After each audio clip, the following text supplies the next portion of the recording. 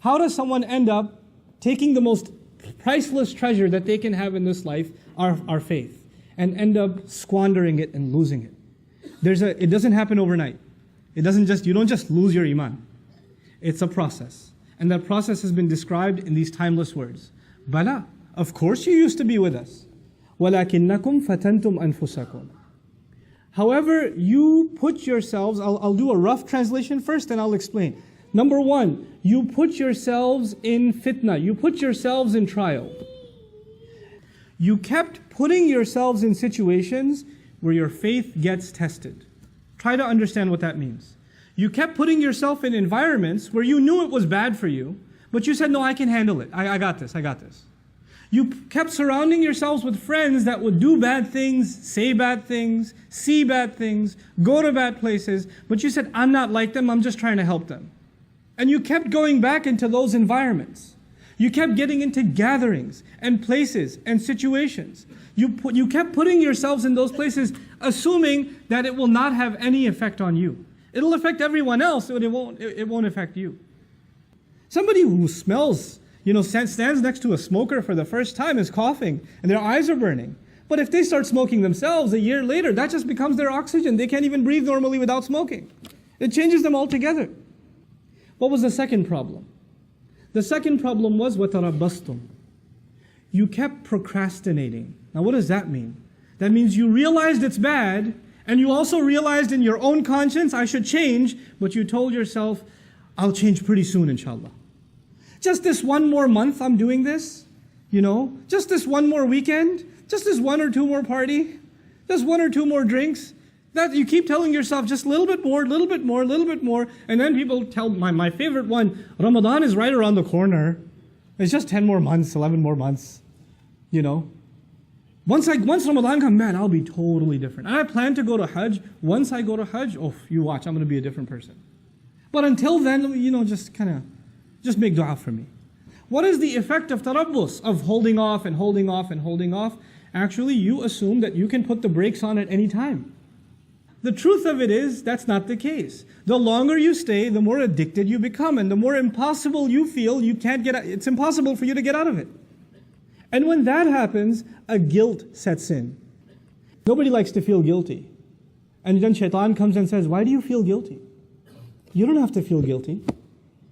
The only thing that's making you feel guilty is this Islam thing. Islam says this is haram and that's a sin and that's a sin and you can't do this and you can't say that and you can't go there. Islam keeps making you feel bad, man. I want you to feel good. How true is Islam anyway? And now the thoughts start running in this person's mind, a man or a woman. Why am I even following Islam? It seems like it just wants me not to be happy. I just want to live my life, man. I just want to be free. I just want to be able to do what I want. I just want to be able to hang out with my friends. I'm not so sure about the Quran anyway. How do we even know there is a God? How do we even know? What's this hadith business? I mean, how do we even know it's authentic? And so you have this young man or woman, this Zainab, this Ali, this Fatima, this Abdullah, this Kareem, these beautiful names, and now they're starting to ask questions about, I'm not so sure about this Islam. I don't know. I have doubts. I have serious doubts. And these are not PhDs in philosophy, nor do they have exhaustive education in Islamic history where they studied it and they started developing doubts. No. They were in a bad environment. They didn't change themselves. That is the process. I've talked to hundreds of these people that literally live this ayah. They live this ayah. And then they get to a point where they have doubts. But their doubts have nothing to do with logic or reason. As a matter of fact, when you answer one doubt, they go to the next doubt. When you answer that one, they go to the next one. When you answer that one, you go to the next one. Then you say, hold on a second. So how long ago did you start ending up in questionable kinds of company? And then the truth starts coming out. وَارْتَبْتُمْ. The very next words are, you fell into doubt. You started doubting. You know what doubt will do? It'll let you off the hook. You'll be able to say to yourself, well, it's not really absolutely the truth anyway, so I shouldn't feel bad that I don't follow it. I shouldn't feel bad. And now once those doubts settle in, then two things are taken away from you.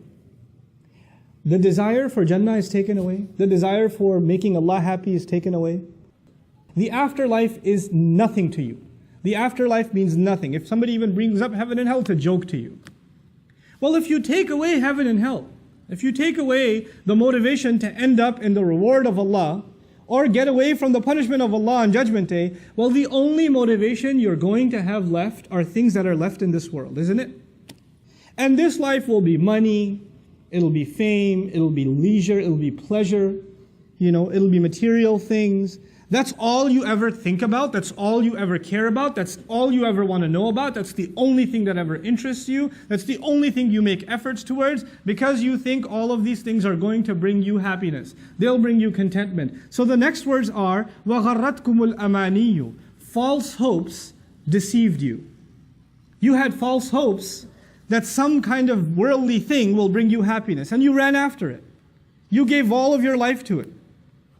You keep looking for something more to fulfill you and fulfill you. Because the thing that will completely fulfill you, the pleasure of Allah, is no longer there. That desire is no longer there. وَغَرَّتْكُمُ الْأَمَانِيُّ حَتَّى جَاءَ أَمْرُ اللَّهِ. Until the decision of Allah came.